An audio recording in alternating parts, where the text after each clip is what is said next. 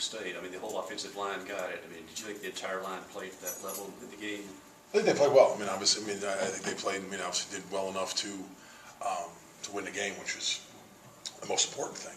I think they made some strides again, this week in terms of just playing, learn how to play and finish plays, and I think the communication they got again took one step up, and again it's a 12 to 13 to 14 step progress, every week. And to me, this is just like going into this week. It's week 4. In week 4, we got to get better at things we didn't do well the other day, and just keep correcting and keep going.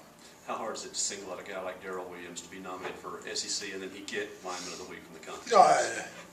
I never, with the 5 of us, I mean, there's part of me I don't like individual awards, because there's nothing that he did spectacular by himself. I told my guys, I said they all graded out well.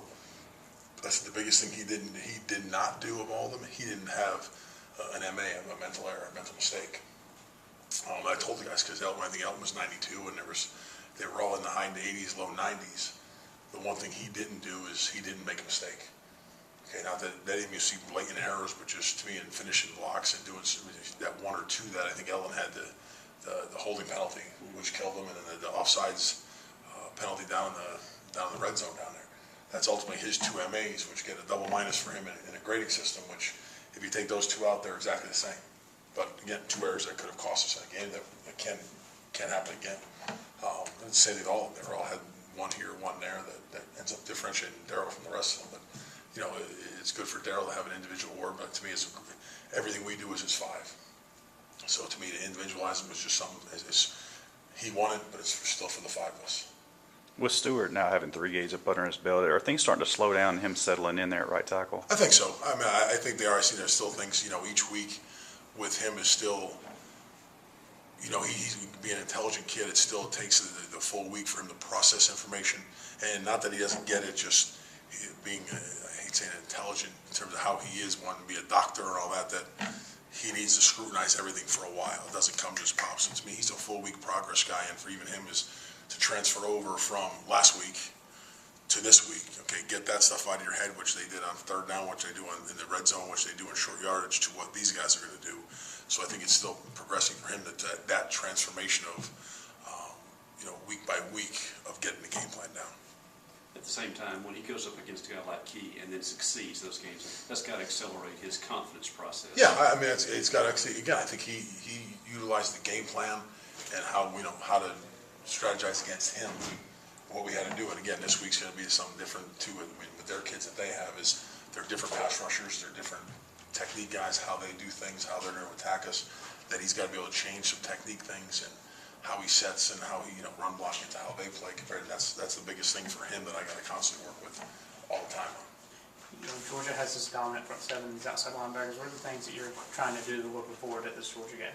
The same thing. It's an SEC game, so it's not to individualize any one team. I think it's still the biggest thing for us is like I always say, it's not who we're playing, it's how we do things. And to me, finishing blocks, technique, fundamentals, knowing where they're going to be, when they're going to be there, and to me, us doing our job.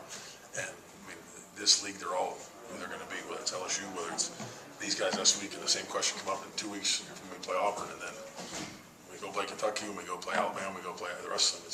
That same question is going to come up. So I think the biggest thing I always tell them is it's a different colored jersey we're going to play, different little things that each of them bring, but in general, it's our technique, our fundamentals, our mental focus has to be right on for us to be successful.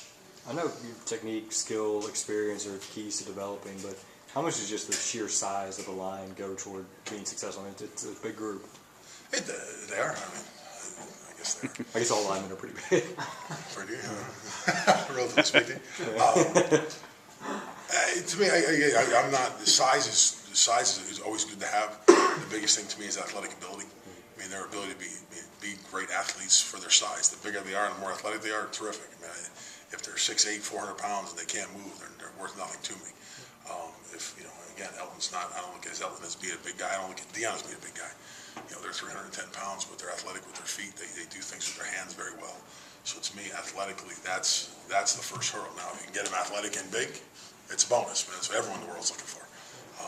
But to me, Stewart's a big guy. He's 340, 3-something there.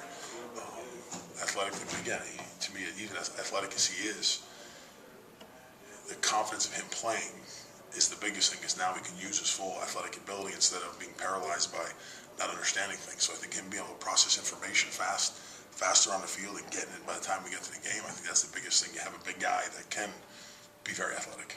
I saw Tyree dressed out this past week. How close is he to getting on the field? Is that just Yeah, having an extra guy already? He's an extra guy ready. You know, I mean, to me, again, preparing and making sure, I mean, right now, to me, is that you start with Martinez and Stewart being the starters. Greg, you know, Evans have been playing there, and Tyree's really next one of, you know, keep developing them and playing and getting ready to me. And he's really like the fifth tackle, fourth, fifth tackle to go in the game.